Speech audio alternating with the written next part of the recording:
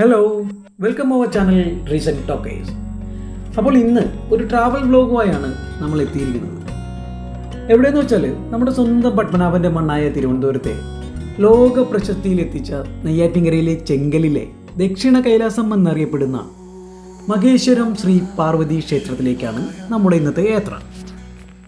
ഒരു സന്തോഷം എന്തെന്ന് വെച്ചാൽ നമ്മൾ അറിഞ്ഞില്ലായിരുന്നു. അതായത് നമ്മളിന്ന് ആ ക്ഷേത്രത്തിൽ പോകാനായിട്ട് ഇന്നലെ പ്ലാൻ ചെയ്തു.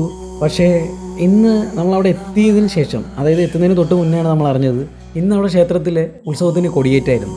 ഉത്സവം പ്രമാണിച്ച് തന്നെ ക്ഷേത്രവും പരിസരവും എല്ലാം നല്ല ഭംഗിയിൽ അലങ്കരിച്ചിട്ടുണ്ടായിരുന്നു. കൂടാതെ തന്നെ ഭക്തജനങ്ങളുടെ ഒരു വൻ തിരക്ക് തന്നെ ഇന്ന് അവിടെ അനുഭവപ്പെട്ടത്. നമ്മുടെ മലയാളികൾ കൂടാതെ അന്യസംസ്ഥാനത്ത് തമിഴ്നാട്, കർണാടക, ആന്ധ്ര അങ്ങോട്ടൊക്കെയുള്ള ഒരുപാട് ഭക്തർ.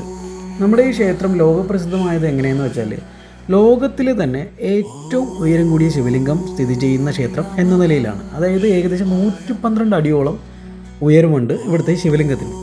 അതായത് 7 നിലകളിലായിട്ടാണ് ഈ ശിവലിംഗം രൂപകൽപ്പന ചെയ്തേക്കുന്നത്. ഇതിൻ്റെ 7 നിലകളിലായിട്ട് 108ഓളം ശിവാലയങ്ങളിൽ നിന്നുള്ള ശിവലിംഗങ്ങൾ കാണാൻ പറ്റും. കൂടാതെ ഏറ്റവും മുകളിലത്തെ നിലയിലായി കൈലാസം കാണാം, ഗംഗാജലം നിറയുന്ന കിണർ, അങ്ങനെ ഒരുപാട് മഹാത്ഭുതങ്ങളാണ് നമ്മുടെ ഈ ശിവലിംഗത്തിനുള്ളിലുള്ളത്. ഇതിൽ 7 നിലയും നമ്മുടെ മനുഷ്യ ശരീരത്തിലെ 7 ചക്രങ്ങളെയാണ് സൂചിപ്പിക്കുന്നത്. മറ്റൊരു അത്ഭുതം എന്തെന്ന് വെച്ചാൽ, ഈയിടെ പണിത വൈകുണ്ഠമാണ്. ശിവലിംഗത്തോട് ചേർന്ന് തന്നെയുള്ള 80 അടിയോളം ഉയരത്തിൽ വരുന്ന ഒരു വൈകുണ്ഠം. ഇതിനെ ബന്ധിപ്പിച്ചിരിക്കുന്നതോ പറക്കുന്ന ഹനുമാനുമായിട്ടാണ്. ശിവലിംഗത്തിനകത്തൂടെ തന്നെ നമ്മുടെ കൈലാസം വഴി വൈകുണ്ഠത്തിലേക്ക് എത്തിച്ചേരാം. അതുവഴി നമുക്ക് പുറത്തു പോകാം, എല്ലാ കാഴ്ചകളും കണ്ട്. ആ രീതിയിലാണ് ഇതിൻ്റെ നിർമ്മിതി. ക്ഷേത്രത്തിലേക്കുള്ള പ്രവേശന കവാടം തന്നെ ആനകളുടെ രൂപങ്ങളോട് കൂടിയ പ്രവേശന കവാടമാണ്. കൂടാതെ കിഴക്കേ നടയിൽ നമ്മുടെ ശിവൻ്റെ സ്വന്തം നന്ദികേശൻ്റെ ഒരു വിഗ്രഹം കാണാം. ഇത് കൂടാതെ തന്നെ നമ്മുടെ ഈ ശിവലിംഗത്തിനോട് ചേർന്ന്, അതായത് നമ്മുടെ ക്ഷേത്ര കോമ്പൗണ്ടിനകത്ത് തന്നെ ഒരു വലിയൊരു പൂന്തോട്ടം, അതിൽ വിശ്രമിക്കാനുള്ള സ്ഥലം, കുട്ടികൾക്ക് കളിക്കാനുള്ള സ്ഥലം. പിന്നെ ക്ഷേത്രത്തിൻ്റെ ഭാഗമായിട്ട് തന്നെ ഒരു വലിയൊരു അന്നദാന മണ്ഡപമുണ്ട്.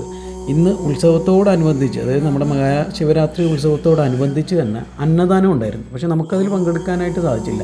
കാര്യം അത്രയ്ക്ക് ഭക്തജനങ്ങളുടെ വമ്പൻ തിരക്കായിരുന്നു. പിന്നെ മറ്റൊരു കാര്യം, ഇവിടെ എത്തിച്ചേരുന്ന ഭക്തജനങ്ങൾക്ക് വാഹനങ്ങൾ പാർക്ക് ചെയ്യാനൊന്നും ഒരു ബുദ്ധിമുട്ടുമില്ല. കാര്യം അത്രത്തോളം വലിയ രീതിയിലുള്ള പാർക്കിംഗ് സൗകര്യം ഇവിടെയുണ്ട്.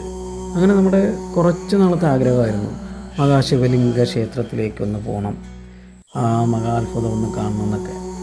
അപ്പോൾ ഇന്നത്തെ ഞായറാഴ്ച എന്തായാലും ക്ഷേത്രത്തിലായിരുന്നു. ക്ഷേത്രത്തിൽ പോയി. പിന്നെ ഞാൻ നേരത്തെ പറഞ്ഞതുപോലെ തന്നെ ക്ഷേത്രത്തിലെ ശിവരാത്രി മഹോത്സവം, അതിൻ്റെ ഒരു ദിവസമെങ്കിലും നമുക്ക് പങ്കെടുക്കാനും പറ്റി.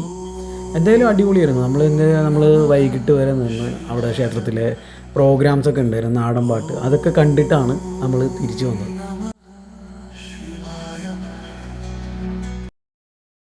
അങ്ങനെ നമ്മുടെ ഇന്നത്തെ വീഡിയോ വൈൻഡപ്പ് ചെയ്യുകയാണ്.